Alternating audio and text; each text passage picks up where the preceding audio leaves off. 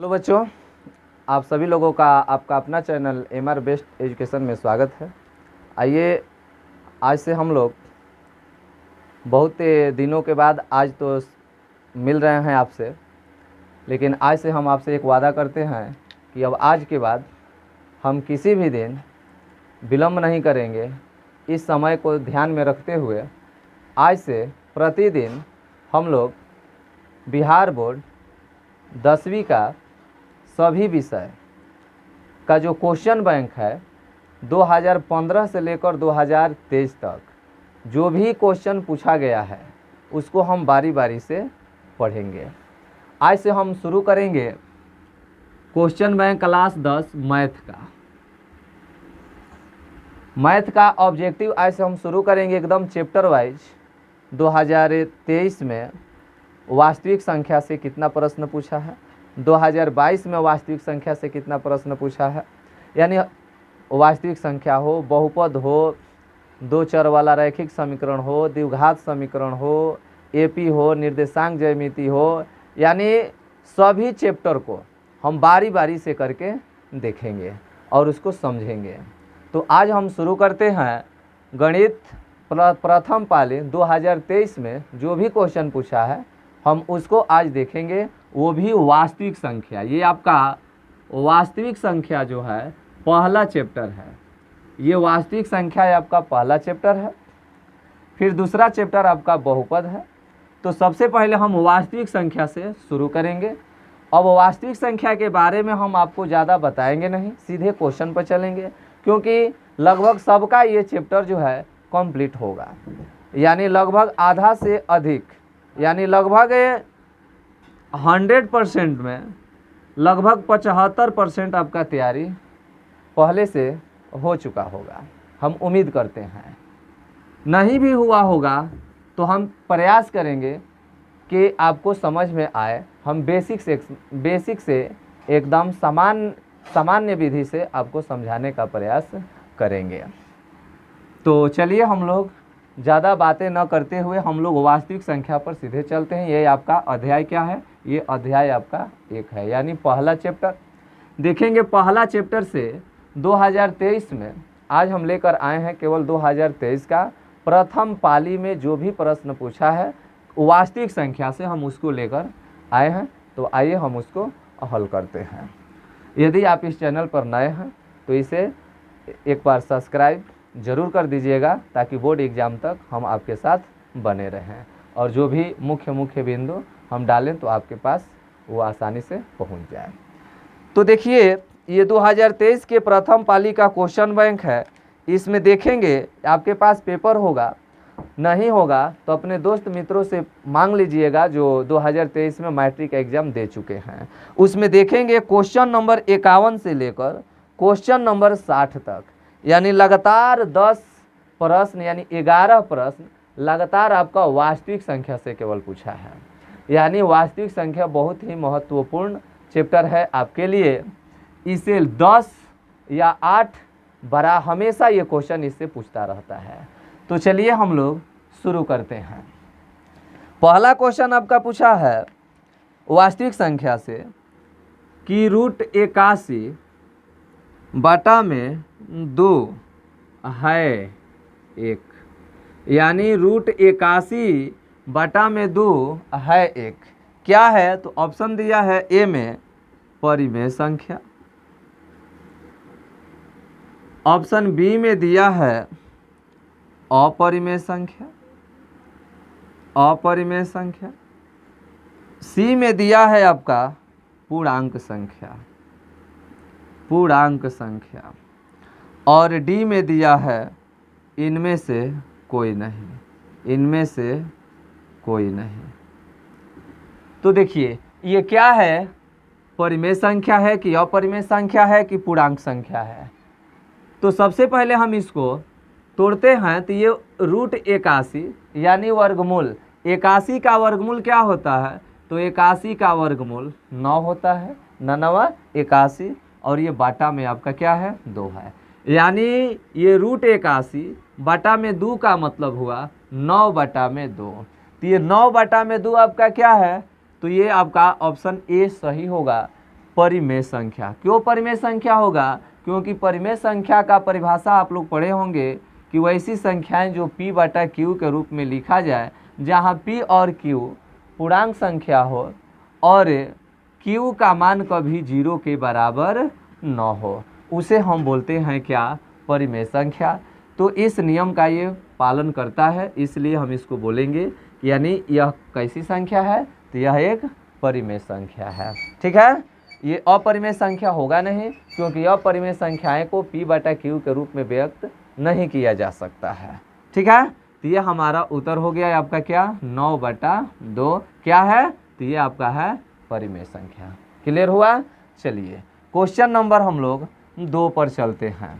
Question number 2 कह रहा है कि 192 के अभाज्य गुणनखंड में 192 के अभाज्य गुणनखंड में 2 के कितने घातांक, 2 का घातांक क्या है? 192 के अभाज्य गुणनखंड में, तो 192 का अभाज्य गुणनखंड पहले निकालिए। प्रश्न क्या कह रहा है? 192 के अभाज्य गुणनखंड में 2 का घातांक क्या है? 2 का घातांक क्या है? 2 का घातांक क्या है? तो चलिए देखिए, ये 192 का अभाज्य गुणनखंड सबसे पहले हम निकाल लेते हैं। तो 2 से कटाएंगे तो 2 9 18, 1 बचा, 2 छक्का 12, फिर 2 से कटाएंगे, 2 चौका 8 और 1 बचा, 16 हो गया, 2 8 16, फिर 2 से कटाएंगे, 2 2 नाका 4 और 2 चौका 8, फिर 2 से कटाएंगे, 12 दूना का 24, 6 दूना का 12 और 3 दूना का 6, 3 एकम 3। तो इसमें पूछ रहा है कि 2 का घातांक क्या है? दिया है 2 का घातांक क्या है, तो बताना है 2 है। ऑप्शन ए में दिया है 2, बी में दिया है 3, सी में दिया है 6 और डी में दिया है 5। तो गिनिए यहाँ 2 कितनी बार है? 1 2 3 4 5 और 6। तो यानी हमारा राइट आंसर क्या होगा? 2 का घातांक क्या है? तो 2 का घातांक 6 है, यही ना, 2 का पावर 6, तो यानी 6 होगा। तो हमारा आंसर क्या जाएगा? Option number C. ठीक है, चलिए तीसरा प्रश्न देखिए, ये आपका दूसरा प्रश्न था। तीसरा प्रश्न जो है एकदम आसान होगा, एकदम देख रहे हैं कितना आसान आसान क्वेश्चन पूछा है। थोड़ा सा मेहनत करेंगे आप अच्छा स्कोर कर सकते हैं, अभी से आप लग जाइए। देखिए तीसरा प्रश्न देखेंगे। तीसरा प्रश्न कह रहा है यदि भाग एल्गोरिथम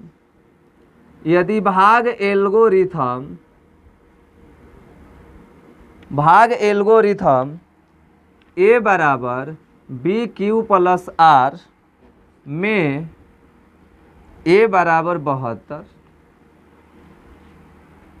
क्यू बराबर 8 तथा आर बराबर क्या दिया है? 0 हो,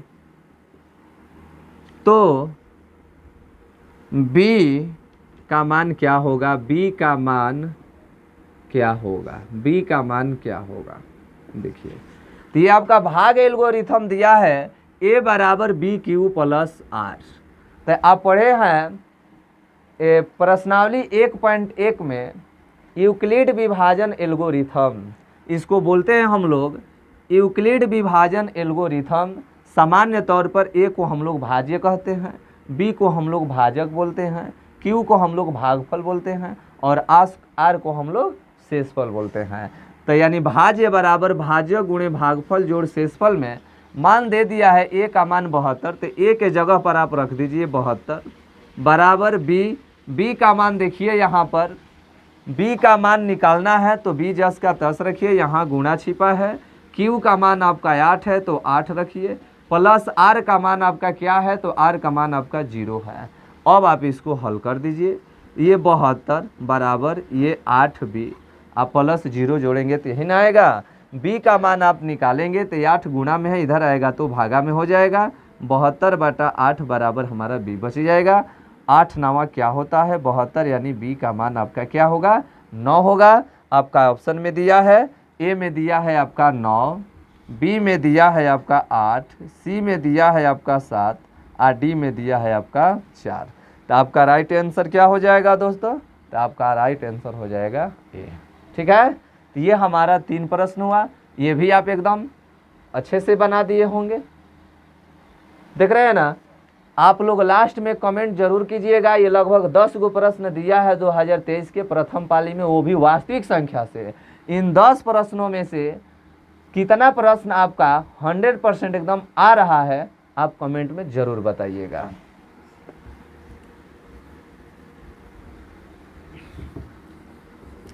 चलिए क्वेश्चन नंबर अगला हम लोग देखते हैं। अगला हमारा है, चौथा प्रश्न हमारा है कि निम्न में से किसका दशमलव प्रसार शांत है? किसका दशमलव प्रसार शांत है? किसका दशमलव प्रसार शांत है? ए में दिया है 2/15, बी में दिया है आपका 11/160, ऑप्शन सी दिया है आपका 17/60 और डी दिया है 6/35। देखिए, यदि आपको परिमेय संख्या दिया है, आप पूछ रहा है कि इसका दशमलव प्रसार शांत है कि अशांत है, दुइये गो चीज पूछता है, बताइए शांत है कि अशांत है। आप पढ़े होंगे प्रश्नावली 1.4 में शांत और अशांत के बारे में कि यदि परिमेय संख्या p/q में, यदि परिमेय संख्या को p/q के रूप में लिखा जाए, यदि q का अभाज्य गुणनखंड, q का दोस्तों अभाज्य गुणनखंड, q का मतलब ऊपर वाले को अंश बोलते हैं और नीचे वाले को हर, q का मतलब क्या बोलेंगे? हर, यानी हर का अभाज्य गुणनखंड। तो हर का अभाज्य गुणनखंड यदि 2 के पावर n इंटू 5 के पावर m के रूप में आ जाए, कहने का मतलब n और m ऋणेतर पूर्णांक है। कहने का मतलब हमारा है कि यदि q का अभाज्य गुणनखंड, q का मतलब नीचे वाला यानी हर वाले पर ध्यान देना है, जिससे ऊपर वाला अंश है नीचे वाला हर है, तो आपको हर वाला पर ध्यान देना है। ठीक है, तो हर वाले का यदि गुणनखंड निकालिए, उस गुणनखंड में यदि या तो केवल 2 आए या केवल 5 आए या दोनों आए, यानी जब भी होगा 2 और 5, इसके अलावा कुछ और संख्या नहीं आनी चाहिए। अगर ऐसा हो रहा है, ऐसा आ रहा है अभाज्य गुणनखंड में, तो आपको समझना है कि उसका दशमलव प्रसार शांत होगा, अन्यथा उसका दशमलव प्रसार शांत नहीं होगा। जैसे देखिए यहाँ 2/15 है, आप आपको बताना है कि इसका दशमलव प्रसार शांत होगा कि अशांत। तो हर में आपका 15 है, 15 का भाज्य गुणनखंड निकालिएगा तो 3 5 15, यानी 3 और 5 आ रहा है। तो 5 आता तो काम हो जाता, 2 आता तो काम हो जाता, लेकिन यहाँ 5 और के अलावा क्या आ गया? 3 आ गया। इस आधार पर हम बोलेंगे कि इसका दशमलव प्रसार शांत नहीं होगा। इस तरह से 160 है, 160 का भाज्य गुणनखंड निकाल कर देखिए, 2 8 16, 40 दूना का 80, यानी 80 दूना का 160, 40 दूना का 80, 20 दूना का 40, फिर 2 से कटाइए 10 दूना का 20, फिर 2 से कटाइए 5 दूना का 10, फिर 5 से कटाइए 5 एकम 5। तो देखिए इसके अभाज्य गुणनखंड में क्या देख रहे हैं? केवल 2 और 5। तो 2 और 5 के रूप में आ गया, तो इस रूप में लिखा जा सकता है कि नहीं लिखा जा सकता है? यानी 2 के पावर 1 2 3 4 5, 2 के पावर 5 इंटू 5 के पावर m, यानी 1, कुछ ना तो 1। तो बताइए, तो केवल 2 आ जाए, केवल 5 आ जाए, या 2 और 5 दोनों आ जाए, तो इसका दशमलव प्रसार क्या होगा? शांत होगा। कहने का मतलब कि इसका दशमलव प्रसार क्या होगा? शांत। हमारा सही आंसर क्या हो जाएगा? 11/160 का दशमलव प्रसार क्या आएगा?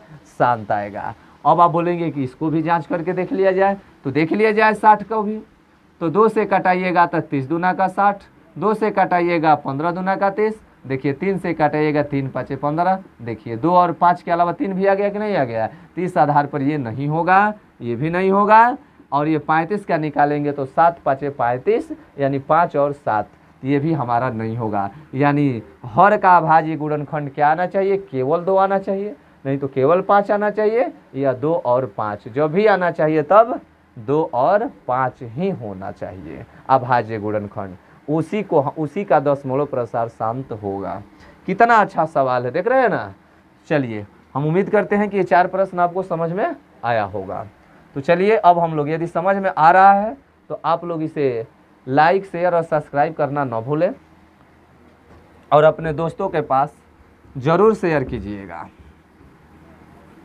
चलिए अगला प्रश्न हम लोग देखते हैं, यानी 5वां प्रश्न क्या कह रहा है। 5वां प्रश्न हमारा है, कह रहा है कि यदि Q एक धनात्मक पूर्णांक है, प्रश्न को अच्छे से समझना है। यदि Q एक धनात्मक पूर्णांक है, Q एक धनात्मक पूर्णांक है, तो निम्नलिखित में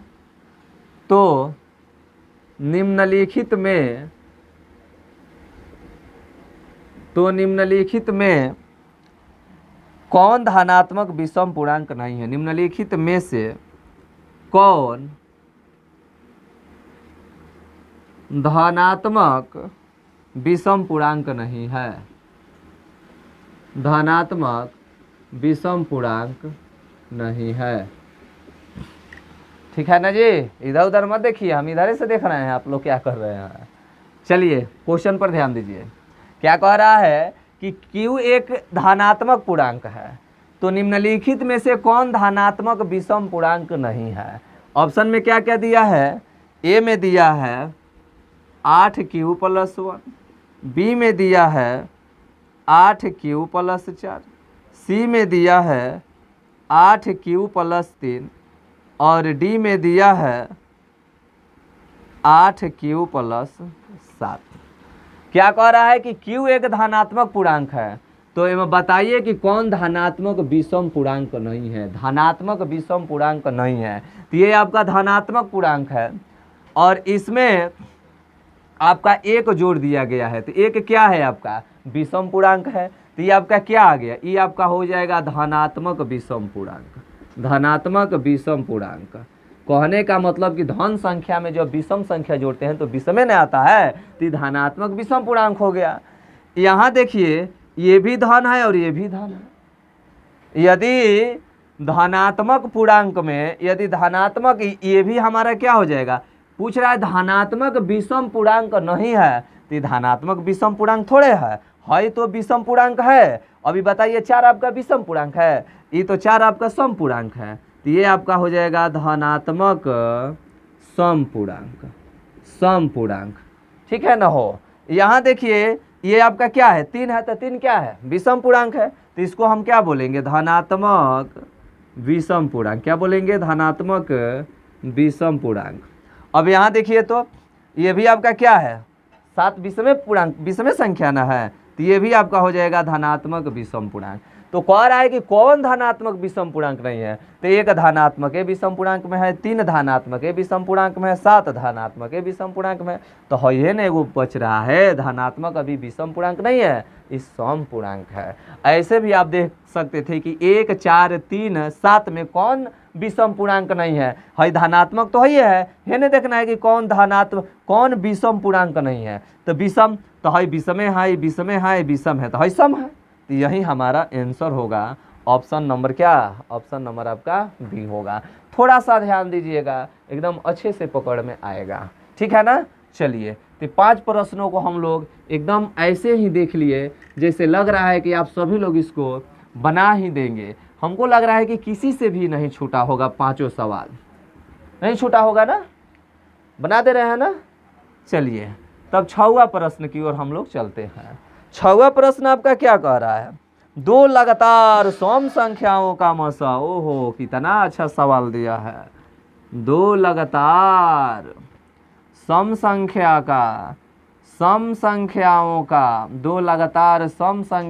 का मसा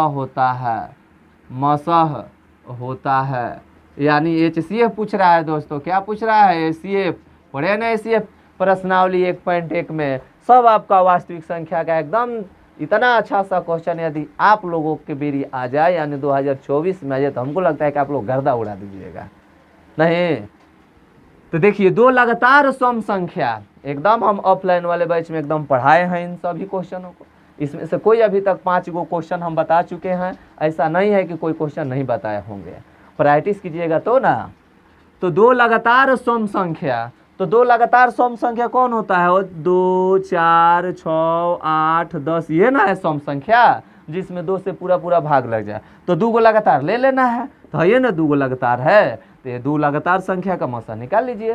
तो सभी लोग जानता है कि 2 और 4, 2 दूना का 4, ये तो एकदम कट जाएगा। कितना से कटा? 2 से कटा। यानी 2 लगातार सम संख्याओं का मौसा क्या होगा? 2 लगातार सम संख्या का मौसा क्या आएगा आपका? 2 आएगा ना हो। देखिए ऑप्शन में क्या दिया था? 0, फिर क्या दिया है? 1, फिर क्या दिया है? 2, फिर क्या दिया है? 3, 4 दिया है। तो हमारा ऑप्शन क्या हो जाएगा? 2 लगातार सम संख्याओं का मौसा आपका आएगा क्या? 2 आएगा। 2 लगातार सम संख्या का मौसा। देखिए हई 2 लगातार सम संख्या है, हई हो 2 गो लगातार सम संख्या है। तो ऐसा नहीं है कि 6 8 का निकालिएगा तो दूसरा आ जाएगा। 6 एकम 6, 2 बचा, यहाँ 6 उतारिएगा, 2 3 6। कौनो 2 गो संख्या लीजिएगा ना सम संख्या लगातार, तो उसका मौसा क्या आएगा? 2 आएगा। ये यदि पूछ देता है 2 लगातार विषम संख्या का मौसा, तो विषम संख्या 1 3 5 7, तो 1 और 1 आ जाएगा ना हो। तो विषम संख्या का यदि पूछता है 1 में 3 से, तो 1 एकम 1, 1 में 3 से, तो 3 बार में कट गया कि नहीं कट गया? तो बताइए, तो जब 1 और 3 का ACF 1 आ रहा है, तो 5 और 7 का भी निकालेंगे तो क्या आएगा? 1 ना आएगा। 5 एकम 5, 2 बचा, 5 2 दूना का 4, 1 बचा, और यहाँ 1 दूना का 2। समझ रहे हैं ना जी? यदि आपसे पूछ दे, ऐसा नहीं है कि ये क्वेश्चन आप पूछ देगा, थोड़ा बहुत चेंजिंग कर देगा। जैसे दे दिया कि 2 लगातार सम संख्या का मौसा क्या होगा, तो इसका मौसा आता है 2। अब ये जो घुमा के दे दिया कि 2 लगातार विषम संख्या का मौसा क्या होगा, तो बोलेगा कि सर तो बताइए नहीं किए हैं, आगे पड़ गए झमेला में। तो हु बहुत थोड़े लड़ता है क्वेश्चन, थोड़ा बहुत अंक को इधर उधर पलट देगा। तो जैसे 2 लगातार सम संख्या लेकर निकाले हैं, वही तरह 2 लगातार विषम संख्या करके निकालेंगे। एकदम चुटकियों में बना दोगे, चुटकियों में। बस हमारे साथ भिड़े रहो मात्र 2-3 महीना तक। आपको मैथ में एकदम 50 में पहले तो 100 गो ऑब्जेक्टिव होता था, 100 में 50 बनाना था। लेकिन हम ऐसे तैयारी करेंगे कि 50 गो भी देगा ना, तो 50 गो देगा भी तो 50 में 45 प्लस करके आएंगे। अगर थोड़ा और तगड़ा कर देंगे तो 50 में 50 भी कर सकते हैं। ऐसे भी हमारे कोचिंग के एक नीरू कुमारी जो लड़की है, 100 में 100 अब की लाई है मैथ में। जाकर देख लीजिएगा, हम यहीं उनवास में पढ़ाते हैं, ऑफलाइन में पूछ लीजिएगा यदि झूठ बोल रहे हैं तो। ऐसे भी हम वीडियो बनाकर डाले हुए हैं, हमारे बच्चे कहाँ कहाँ तक पहुँचे हैं। तो बस इसमें मेरा ही योगदान थोड़े ना है, आप मेहनत कीजिएगा तभी ऐसा हो सकता है। ऐसा नहीं कि हम बता दिए बस हो गया। हमसे पढ़िए, किसी से पढ़िए, जब तक आप मेहनत नहीं कीजिएगा तब तक आपका अच्छा रिजल्ट कभी भी नहीं आएगा। सुने हैं ना जी कि हथियार कितना भी मजबूत क्यों ना हो, चलाने वाला है ये ना हो, चलाने वाले को हथियार पकड़ने ही ना आए तो हथियार रखा का रखा ही रह जाएगा। तो हथियार के रूप में हम हैं, लेकिन चलाने वाले कौन है? आप लोग हैं। तो अच्छे से पकड़िए, कंसेप्ट को पकड़िए, क्या आप लोगों को समझाया जा रहा है। चलिए, तो ये हमारा 6, तो यानी पूछ देगा 2 लगातार सम संख्या का मौसा, याद कर लो 2 लगातार सम संख्या का मौसा क्या होता है? 2 लगातार विषम संख्या का मौसा क्या होता है? तो 1। ये पूछ दे 2 लगातार अभाज्य संख्या का मौसा, तो अभाज्य संख्या 2 होता है, 3 होता है, 5 होता है। तो अभाज्य संख्या का भी निकालेंगे तो 1 ना आएगा हो। 2 और 3 का मौसा निकालिएगा तो 2 एकम 2 1, और यहाँ 1 दूना का 2। ठीक है ना जी? तो ये बताइए, तो 1 दूना का 2, तो यानी हमारे यहाँ मौसा क्या आ गया? 1 आ गया। तो हम क्या बोलेंगे? 2 लगातार विषम संख्या का मौसा 1, 2 लगातार अभाज्य संख्या का मौसा 1 ना आया, और 2 लगातार सम संख्या का मौसा, तो 2 लगातार सम संख्या का मौसा 2 होता है।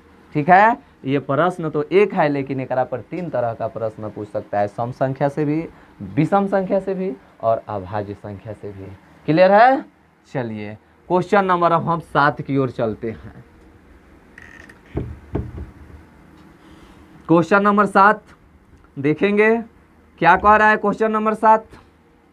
क्वेश्चन नंबर 7 कह रहा है कि एक परिमेय संख्या है जी, एक परिमेय संख्या है, एक परिमेय संख्या और एक अपरिमेय संख्या और एक अपरिमेय संख्या, अपरिमेय संख्या का योग, योग कौन सी संख्या होती है, कौन सी संख्या होती है? एक परिमेय संख्या और एक अपरिमेय संख्या का योग कौन सी संख्या होती है? तो बताइए परिमेय संख्या और एक अपरिमेय संख्या का योग। तो देखो ऑप्शन में क्या दिया है, पूर्णांक संख्या। बी में क्या दिया है, पूर्णांक संख्या दिया है जी। बी में दिया है आपका अपरिमेय संख्या, अपरिमेय संख्या। सी में क्या दिया है, प्राकृत संख्या। डी में क्या दिया है, इनमें से कोई नहीं, इनमें से कोई नहीं। तो एक चीज हमेशा बाबू याद रखना, परिमेय और अपरिमेय संख्या, परिमेय और अपरिमेय संख्या का यदि योग पूछे, अंतर पूछे, गुणा पूछे, भागफल पूछे तो सब क्या होता है, अपरिमेय संख्या होता है। परिमेय संख्या जैसे मान लीजिए 2 आपका परिमेय संख्या है और √3 आपका अपरिमेय संख्या है, इसको जोड़िएगा तो वो अपरिमेय होगा, इसको घटाइएगा तो वो अपरिमेय होगा, इसको भागा कीजिएगा तो वो अपरिमेय होगा और इसको गुणा कीजिएगा तो वो क्या होगा, अपरिमेय ही होगा। तो आप इसको अभी से याद रखो, परिमेय और अपरिमेय संख्या का योगफल, अंतर, गुणनफल और भागफल ये सब क्या होता है, यानी जोड़ घटाव गुणा भाग सब क्या होता है, परिमेय और अपरिमेय का, तो अपरिमेय ही होता है। समझ में आ गया? तो यानी परिमेय और अपरिमेय संख्या को जोड़ेंगे तो वो अपरिमेय मिलेगा, घटाएंगे तो वो अपरिमेय मिलेगा, गुणा करेंगे तो वो अपरिमेय ही मिलेगा और भाग देंगे तो वो अपरिमेय ही मिलेगा। ठीक है, चलिए देखिए तो 1 पर 3 को क्वेश्चन हुआ कि नहीं, गिनते रहो ना कितना क्वेश्चन हो रहा है। देखिए इस तरह से ये 7 क्वेश्चन ये आपका वास्तविक संख्या से। अभी देखिए वास्तविक संख्या से 2-4 प्रश्न और भी है 2023 के प्रथम पाली में। तो देखिए अगला प्रश्न आपका 8 नंबर क्या कह रहा है, कह रहा है कि 2 संख्याओं का गुणनफल, बहुत ही इंपॉर्टेंट, 2 संख्याओं का गुणनफल, 2 संख्याओं का गुणनफल 8670 है और उसका और उनका HCF 17 है, तो उनका LCM ज्ञात करें, LCM ज्ञात करें। अब देखिएगा प्रश्नावली 1.1 की ही हम बात कर रहे हैं, प्रश्नावली 1.1 में ही जाकर देखेंगे लगभग चौथा क्वेश्चन। तो इस तरह का है, दिया है इस तरह का 2 संख्याओं का गुणनफल। जैसे मान लीजिए कि A और B इसका गुणनफल दिया है इतना और इसका दे दिया है आपका HCF इतना, तो एलसीएम क्या होता है, तो आपको सूत्र बताया गया होगा क्लास में, आप जहाँ भी पढ़े होंगे तो आप पढ़े होंगे कि 2 संख्याओं का गुणनफल, 2 संख्याओं का गुणनफल बराबर होता है एलसीएम गुणे HCF के। तो क्या करना है, यहीं पर बैठा देना है। 2 संख्याओं का गुणनफल आपके पास दिया है 8670, एलसीएम HCF आपका दिया है 17, एलसीएम पूछ रहा है। तो बताइए एलसीएम नहीं निकाल लेंगे, 17 गुणा में है तो इधर आएगा तो क्या हो जाएगा, भागा में हो जाएगा। 17 से भागा तो कर देना है, तो 17 पाँचे क्या होता है, 17 पाँचे होता है 85, 1 बच गया, 7 उतरा तो 17, तो 17 एकम 17 और 0 हो जाएगा, यानी 17 से भागा देंगे एकरा में तो आ जाएगा हमारा कितना 510। यानी 2 संख्याओं का गुणनफल यदि इतना दिया है, HCF आपका इतना है, तो एलसीएम पूछेगा तो तुरंत तो 17 से इसमें भाग देना है। ये अगर एलसीएम दिया रहता, HCF निकालना होता तो वही चीज़ हुई। फिर जैसे मान लीजिए, ये तो समझ में आ गया। अब जैसे मान लीजिए कि HCF ना एलसीएम दिया हुआ, HCF पूछ रहा हो, तो बतिया तो वही होगा, HCF होगा तो एलसीएम भागा में आ जाएगा। समझ रहे हैं ना जी, तो इस बात को याद रखेंगे, बहुत इंपॉर्टेंट क्वेश्चन है। तो चलिए ये हमारा 8 प्रश्न हो गया। अब हम लोग चलते हैं 9वां प्रश्न की ओर। 9 नंबर आपका कह रहा है कि निम्नलिखित में कौन परिमेय संख्या है। 9 नंबर कह रहा है कि निम्न में कौन परिमेय संख्या है। निम्न में कौन परिमेय संख्या है। तो निम्न में कौन परिमेय संख्या है, तो इसमें कौन परिमेय संख्या है। ऑप्शन में दिया है, ए में दिया है वर्गमूल 64 प्लस 36, बी में दिया है 25 प्लस 25, सी में दिया है 49 प्लस 49 और डी में दिया है 36 प्लस 36। तो बताइए, तो ऐसे तो होगा नहीं, पहले जोड़िए कितना कितना हो रहा है। तो देखिए 64 और 36 जोड़ेंगे तो 6 4 10 और 6 3 9 1 10, 100 हो जाएगा। इसमें जोड़ेंगे तो 25 25 50 हो जाएगा। इसमें जोड़ेंगे तो 98 हो जाएगा और इसमें जोड़ेंगे तो 72 हो जाएगा ना। देखिए तो 100 का वर्गमूल होता है 10। 100 का वर्गमूल क्या होता है 10। देखिए 50 का साफाई रूट से बाहरी नहीं आएगा, क्योंकि 2 को 25 है तो 25 का वर्गमूल तो हम 5 निकाल देंगे, लेकिन हमारा 2 बच जाएगा तो हेकर निकालेंगे तो 5 रूट 2 आ जाएगा। इसका निकालेंगे तो 7 रूट 7 7 49 यानी 2 गुणे 49 7 रूट 2 आ जाएगा। इसमें चलेंगे तो 6 रूट 2 आ जाएगा। समझ रहे ना क्या कह रहे हैं। तो पूर्ण रूप से रूट से बाहर कौन जा रहा है, तो ये जा रहा है। तो यही आपका परिमेय है, बाकी है सब क्या है अपरिमेय है। बाकी सब क्या है अपरिमेय है। तो देखिए तो ये पूछ रहा है निम्न में कौन परिमेय है, तो आपका 100। देखिए कितना आसान क्वेश्चन है, लेकिन आपको उलझाने के लिए आपको रूट में देकर दोनों को जोड़ दिया है। अब ऐसा मत लगिए करने 64 का वर्गमूल होता है, ढेर बच्चे क्या करेंगे 64 का वर्गमूल 8 होता है, फिर प्लस 36 का वर्गमूल 6 होता है, तो 8 6 14। अरे यो तो परिमेय संख्या है, तो ये धोखा खा जाइएगा। फिर जो चलिएगा 25 का वर्गमूल 5 और फिर 25 का वर्गमूल 5। अरे 5 5 10, ये तरह तो मैं आपका परिमेय संख्या हो रहा है, तो ये आपका गड़बड़ कर दीजिएगा। थोड़ा सा इधर उधर कीजिएगा, सब खा जाइएगा 1 नंबर 2 नंबर, ठीक है ना। 1 नंबर का कितना महत्व होता है, शायद आप लोग जब कंपटीशन में बैठिएगा ना तब आप लोगों को पता चलेगा। इसलिए एक एक अंक जोड़ना सीखिए। चलिए तो हमारा 9 नंबर प्रश्न था। और देखिए लास्ट प्रश्न आपका है, लास्ट प्रश्न आपका आखिरी क्वेश्चन, यानी 2023 के प्रथम पाली में वास्तविक संख्या से जितना भी क्वेश्चन दिया है हम उसको देख रहे हैं। तो देखिए ये लास्ट आपका प्रश्न यानी 10 नंबर जो है कह रहा है कि यदि 130 बराबर 15 गुणे 8 प्लस 10 आ 30 बराबर 5 गुणे 15 बराबर 5 गुणे 3 प्लस 0, तो कह रहा है। तो बताइए मसह पूछ रहा है हो, मसह किसका पूछ रहा है 130 और 15 का मसह बराबर हो 8। तो बताइए तो मसह निकालना है आपका किसका 130 और 15 का। तो इसको आप भूल जाइए। अब 30 को 15 वाटे 20 से 120 में 10 जोड़ेंगे तो 130 आ जाएगा। 15 का 5 गुणे 3 यानी 15 में 0 जोड़ेंगे तो 15 आ जाएगा। तो आपको मसह निकालना है। तो मसह क्या होता है, देखिए ऑप्शन में दिया है आपका, ए में दिया है 8, बी में दिया है 5, सी में दिया है 130 और डी में दिया है आपका 15। तो 8 से तो दोनों में भागा लगेगा नहीं। ऐसे भी आप लोग देख सकते हैं कि 8 से तो भागा दोनों में लगेगा ही नहीं, यही तरह कट गया। 5 से देखिए दोनों में भागा लग जाएगा। 5 से देखिए 5 है 15, 5 दूना का 10, 5 छका 30, यानी 5 से देख रहे हैं तो दोनों में भाग लग जा रहा है, यानी यह हम 5 आपका आंसर होगा। 130 ले देंगे तो दोनों में भाग लगेगा नहीं लगेगा, कट 15 से देखेंगे तो इसमें तो भाग लग जाएगा, इसमें लगेगा नहीं लगेगा। तो इस तरह से हमारा सब खत्म, यानी ये हमारा 5 आंसर हो जाएगा। नहीं भी तो आप पढ़े होंगे 130 और 15 का, तो आप निकाल सकते हैं 130 में। तो 15 वाटे क्या होता है 20 से, यानी 130 में से 120 घटाइए 10 होगा। घेरिए 15 उतारिए, 10 से कम 10, 5 बचा, इसको घेरिए, इसके नीचे 10 उतारिए, 5 दूना का 10।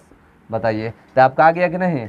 इसका एसीएफ क्या आ गया 5। गुणनखंड विधि से भी बना सकते हैं, क्लियर है ना। तो ये हमारा 10 क्वेश्चन यानी 2-4 गो और क्वेश्चन हम लोग देख लिए, यानी आज 14-15 गो प्रश्न हम लोग देख लिए। ये 2023 में पूछा हुआ प्रथम पाली में ये सभी प्रश्न, ये देख लीजिए, ये देख रहे हैं, दिखाई दे रहा है ना, ये 2023 प्रथम पाली। तो आज 2023 प्रथम पाली वास्तविक संख्या से जो भी क्वेश्चन पूछा था आज हम इसको देख लिए।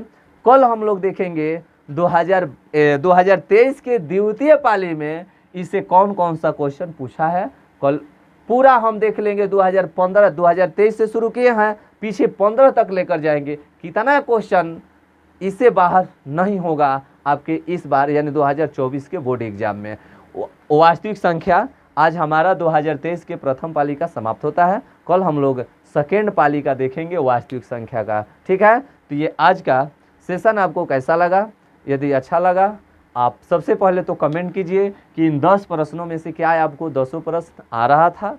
यदि आ रहा था तो यह यस लिखिए 100%, और नहीं आ रहा है तो आप इसको अच्छे से एक बार प्रैक्टिस जरूर कीजिएगा। ठीक है, मिलते हैं हम लोग अगले दिन। धन्यवाद।